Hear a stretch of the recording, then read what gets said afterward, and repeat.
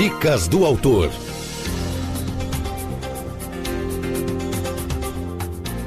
Todo dia a gente tem um bloco sobre livros aqui no nosso programa e hoje a gente vai falar sobre o livro A Defesa de Interesses Difusos em Juízo, é da editora Saraiva, está chegando agora a 27ª edição e quem escreveu foi o Dr. Hugo Nigro Mazzilli, é jurista, parecerista, é professor de Direito, foi do Ministério Público do Estado de São Paulo, procurador de Justiça muito conhecido do Ministério Público do Estado de São Paulo. Dr. Hugo, seja bem-vindo à Rádio Justiça, muito bom dia.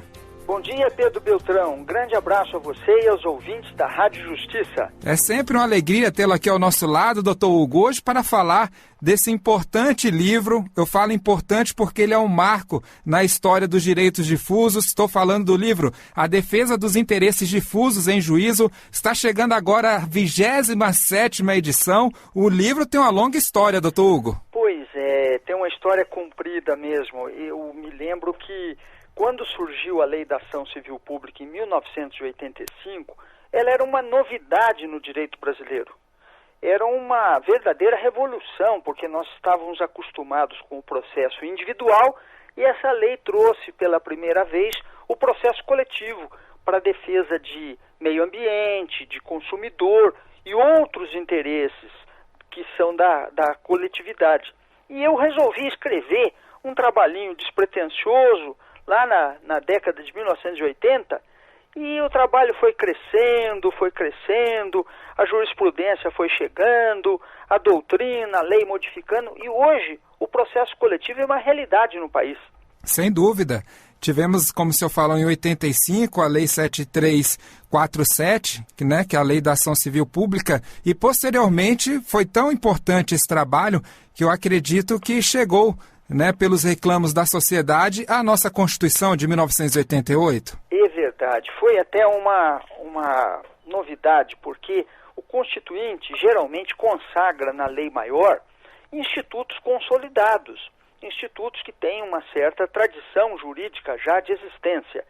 Mas a Lei da Ação Civil Pública era muito nova, ela era, como você lembrou bem, de 1985. E a Constituinte de 88, para a surpresa de muitos, já consagrou no artigo 129, inciso 3º, a existência da ação civil pública para a defesa do meio ambiente, do patrimônio público e social e de outros interesses difusos e coletivos. Então foi realmente uma novidade muito grande da Constituição de 88, baseada numa lei muito recente. Naquela época a lei tinha 3 anos. É verdade. Agora, olhando até esse histórico, doutor Hugo, com a Lei 7347 de 85, posteriormente a nossa Constituição de 1988, depois o Código de Defesa do Consumidor de 1990, tudo indicava para ampliação do processo coletivo. Até conversamos com a professora Ata Pellegrini Grinover, sabemos e tivemos a informação de um projeto que ela tinha de processo coletivo, mas parece que o último passo, faltou exatamente esse último passo para se ter no nosso país um código de processo coletivo. O que ocorreu, Pedro, foi uma coisa muito interessante, é que quando o processo coletivo foi criado no Brasil em 1985, eu acredito que nem o governo, nem os parlamentares, nem a sociedade imaginavam o tamanho da potencialidade daquela nova lei. Porque aquela nova lei estava destinada à defesa do meio ambiente, do consumidor, permitia a defesa da pessoa com deficiência, a defesa das pessoas discriminadas, a defesa de investidores no mercado de valores imobiliários, mas ninguém tinha ainda uma visão do amplo aspecto que ela poderia vir a tomar. E com o passar do tempo, ela começou a ser utilizada, essa lei, para a defesa de criança e adolescente, de pessoas que estavam trabalhando na mesma empresa, de alunos do mesmo estabelecimento, contra mensalidades escolares abusivas. E a lei começou a ser usada em grande escala. E isso começou a incomodar quem? Os empresários, começou a incomodar o governo, porque muitas vezes o empresário tomava providências que eram prejudiciais ao consumidor e contando com a hipótese do consumidor individual não fazer nada, porque o dano individual às vezes é muito pequeno. E o governo muitas vezes aumentava o imposto, fazia um plano econômico causando danos a milhares, milhões de brasileiros, contando sempre com a reação individual, que é muito pequena. Então, quando esta lei começou a ser utilizada para a defesa do consumidor, para a defesa do contribuinte, para a defesa do cidadão, para a defesa do meio ambiente, para a defesa do patrimônio público e social, começou a surgir um movimento no governo, no Congresso, contrário à ampliação da lei. Então nós tivemos diversas medidas provisórias para restringir o objeto da lei da ação civil pública. Foi proibido o uso da ação civil pública em matéria que envolvesse o Fundo de Garantia de Tempo de Serviço, que envolvesse contribuições previdenciárias, que envolvesse fundos sociais, que envolvesse o contribuinte. Então, a lei da ação civil pública teve dois momentos. O inicial, que foi um momento de nascimento e crescimento, e depois um momento subsequente, que foi um momento de contenção. Por quê? Porque a lei estava incomodando os empresários, incomodando o governo. Então, neste segundo momento, que foi um momento de contenção, nós tivemos realmente um arrefecimento do andamento da lei. E foi nesta época que o projeto de Código de Processo Coletivo naufragou no Congresso, porque não interessava ampliar a tutela coletiva, o que eu considero um grande erro, porque a tutela coletiva veio para ficar. Sem dúvida, até atualmente, hoje, quando se discute o novo Código de Processo Civil, é lógico que está com a ótica individualista, ainda continua Exatamente. Com essa ótica, mas alguns pontos, pelo menos o processo coletivo, foram inseridos para tentar incrementar essa parte do processo coletivo. Pois é, o projeto de Código de Processo Civil, infelizmente, não teve a coragem de abordar de verdade o processo coletivo. Ele apenas criou alguns mecanismos, mas de julgamento coletivo, de recursos, de ações que se repetem na coletividade, mas ele não disciplinou o processo coletivo, no que eu considero que foi uma decisão estratégica. Provavelmente um Código de Processo Civil que abordasse o processo coletivo encontrasse grandes dificuldades de aprovação por causa do governo, dos empresários, do próprio Congresso Nacional. Mas ele, tecnicamente, foi um erro cuidar do problema coletivo de uma maneira segmentada, de uma maneira parcial, sem a visão conjunta dos institutos coletivos. É verdade, o ideal seria se tratar no processo civil tanto sobre a ótica individual quanto a coletiva também. Principalmente a ótica coletiva, porque o processo individual, Pedro, ele vai continuar existindo.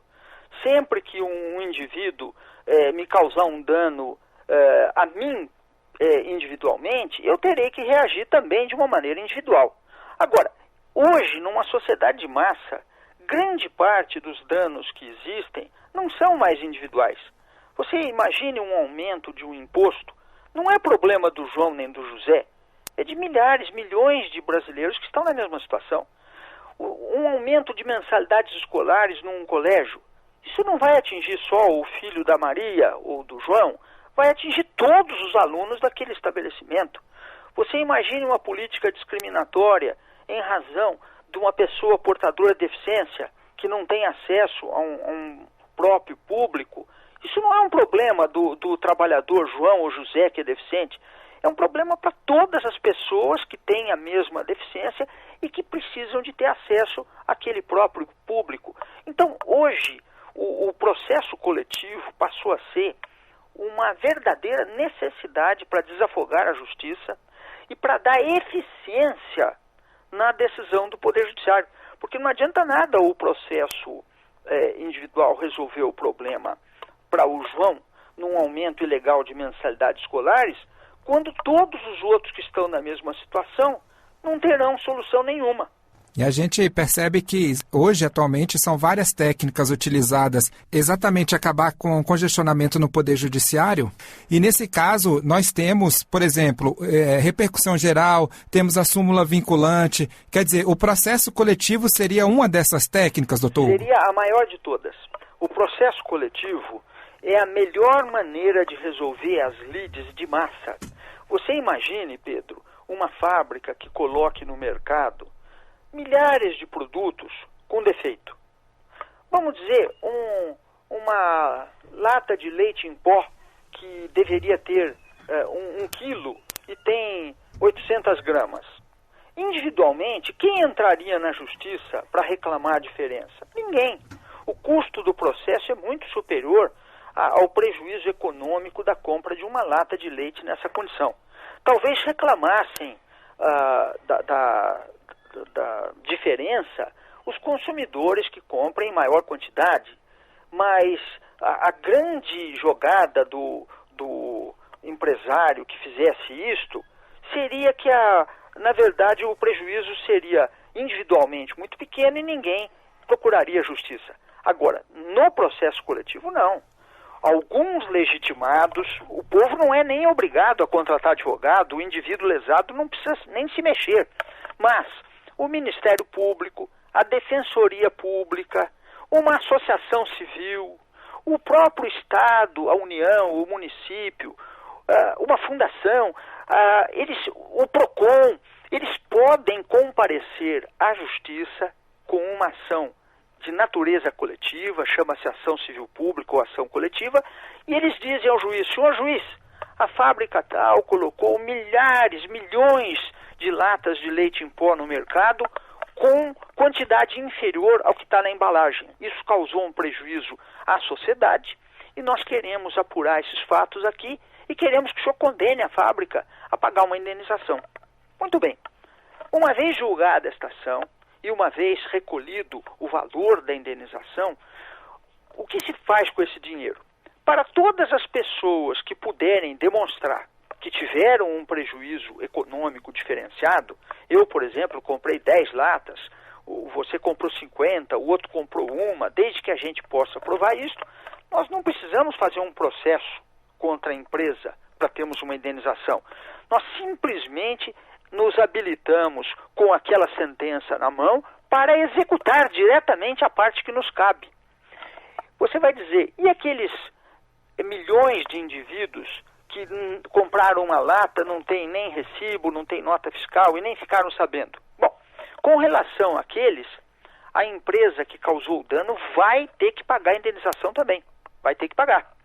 Não é porque nós não apuramos quem foram os lesados que nós não vamos fazer nada. Vamos obter uma indenização. Mas essa indenização não poderá ser distribuída a lesados que nós não conhecemos. O que fazer com essa indenização? Ela então vai para um fundo.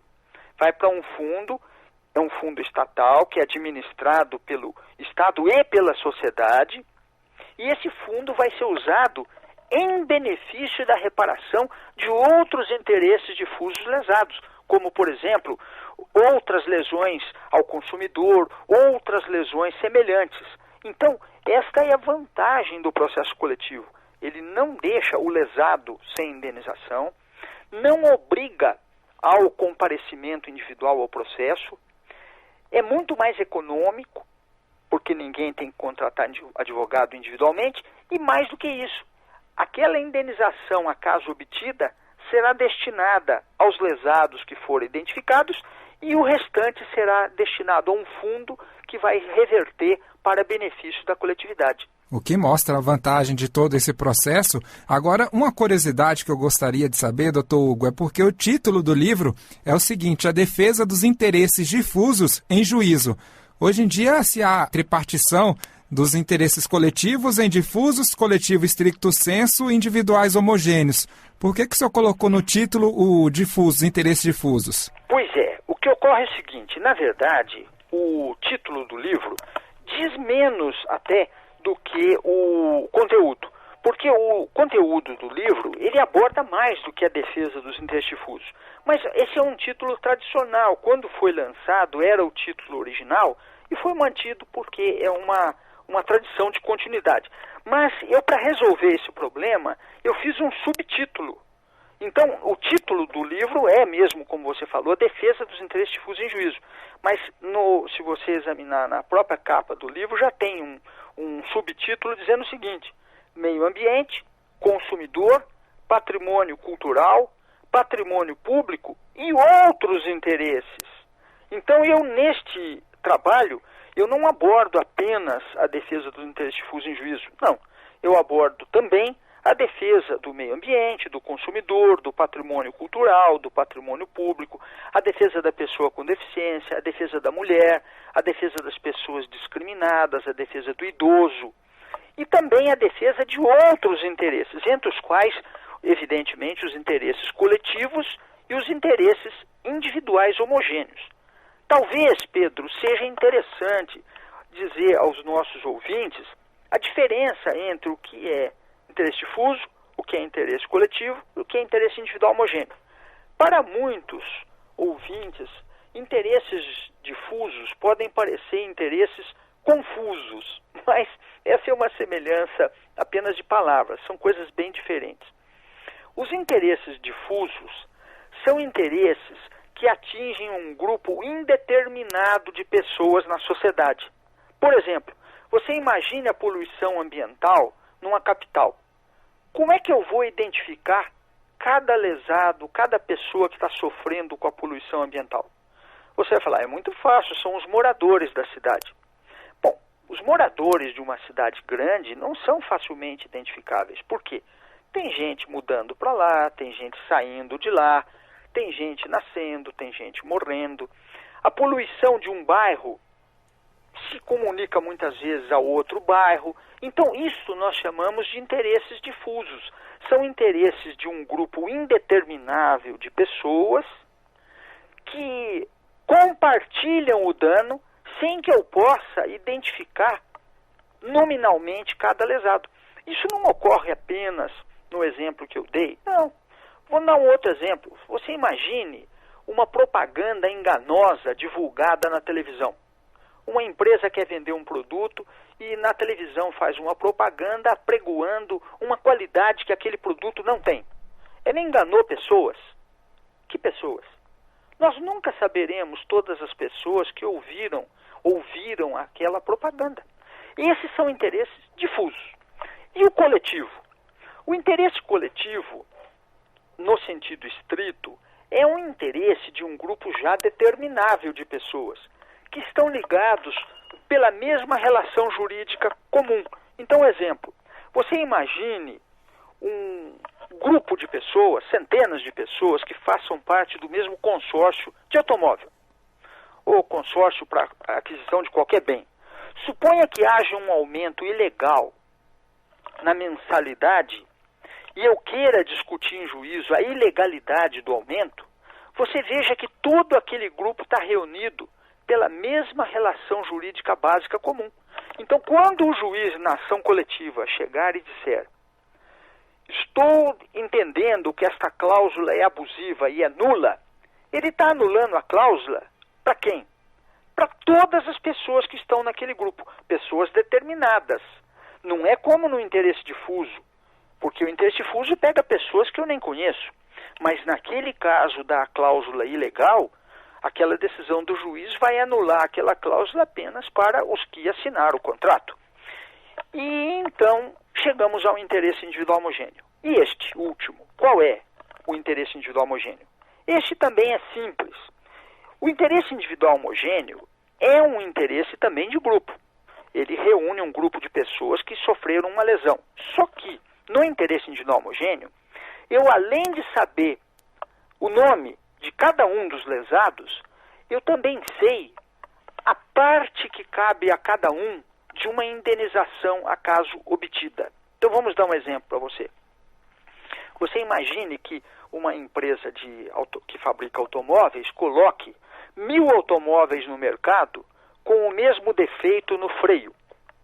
E o juiz condena aquela fábrica a trocar aquela peça para todas as pessoas que tiveram aquele problema e também condene aquela fábrica a dar uma indenização às pessoas que tiveram aquele problema. Neste caso, aquela indenização e aquela troca da peça só podem ser dirigidas, só podem beneficiar as pessoas que compraram o carro daquela série, daquele modelo, daquele ano, daquela fábrica. Então são pessoas determinadas. Você vai agora ficar com o direito de fazer uma pergunta que já deve estar na cabeça do ouvinte. Mas acontece que o defeito no freio, para algumas pessoas, causou prejuízos maiores. Porque tem gente que, por causa do defeito do freio, ele bateu o carro, morreu, estragou o carro. Outros tiveram prejuízos menores, porque eles viram que o carro estava com defeito e deixaram o carro na garagem e só tiveram o gasto, talvez, com um táxi para substituir o automóvel naquele período. Isso é verdade. Para isto, o processo coletivo não serve. O processo coletivo não se destina a discutir os danos diferenciados que as pessoas tiveram. Lógico que aquele que bateu o carro e estragou o carro, aquele que morreu e aquele que deixou o carro na garagem, esses vão ter que discutir os danos individuais em processo individual, porque não há como o juiz do processo coletivo fixar o custo de danos que ele mesmo não conhece. Então, o que o juiz no processo coletivo vai fazer? No processo coletivo, o juiz vai apenas fixar aquilo que é igual para todos. Por exemplo, o direito da substituição da peça. Então, o processo coletivo é útil. Por quê? Porque ele afirma num único processo, com uma única prova, se houve o dano e se a empresa é responsável. O que vai restar para o indivíduo lesado é pegar aquela sentença e executar a parte que caiba a ele. Mas já é uma grande vantagem, já é um grande progresso. Sem dúvida, doutor Hugo. E para complementar todo esse ponto que a gente abordou, só gostaria de saber, finalmente, nessa 27ª edição, agora que o livro está chegando, já está no prelo a 27ª edição, como é que é esse trabalho de atualização dessa obra, que é uma obra que aí já está há longos anos no mercado, enfim, é uma referência nessa parte de direitos difusos? Pedro, esse é um trabalho diário que eu tenho. Na verdade, eu trabalho todos os dias nesta matéria. Eu acompanho as leis que estão surgindo, a jurisprudência dos tribunais, a doutrina que está sendo feita sobre o assunto, e sempre que o Supremo Tribunal Federal, o Superior Tribunal de Justiça decidem um processo coletivo, eu vou estudar aquela decisão. Sempre que sai uma lei referente à tutela coletiva, eu vou estudar aquela lei. Sai um autor novo, eu vou ver o que está se dizendo de mais moderno na doutrina sobre o assunto, para que, à vista das novidades que estão surgindo, eu possa enriquecer a minha obra. Tanto que, só para você ter uma ideia, a primeira edição dela, em 1988, teve 100 e poucas páginas. A última edição dela já está com quase 1000. Não é um aumento apenas quantitativo de páginas, é um aumento também qualitativo da informação, porque agora o advogado, o juiz, o promotor podem recorrer à jurisprudência, à legislação, à doutrina mais atual que tem surgido sobre a matéria, para que eles possam defender os pontos de vista que lhes convém. O interessante é que o progresso da ação civil pública e de todo esse assunto traz junto também a história do livro A Defesa dos Direitos Difusos em Juízo, chegando agora à 27ª edição, é da editora Saraiva, e quem escreveu foi ele que está aqui com a gente na Rádio Justiça, o doutor Hugo Nigro Mazzilli, é professor emérito da Escola Superior do Ministério Público do Estado de São Paulo, atualmente advogado e conhecido procurador de justiça, promotor de justiça também do Ministério Público de São Paulo. Doutor Hugo, é sempre uma honra contar com a sua participação com a gente aqui na Rádio Justiça. Pedro Beltrão, caríssimos ouvintes, fico muito agradecido e contente com esta oportunidade de divulgar o processo coletivo, que é a grande solução para o direito brasileiro.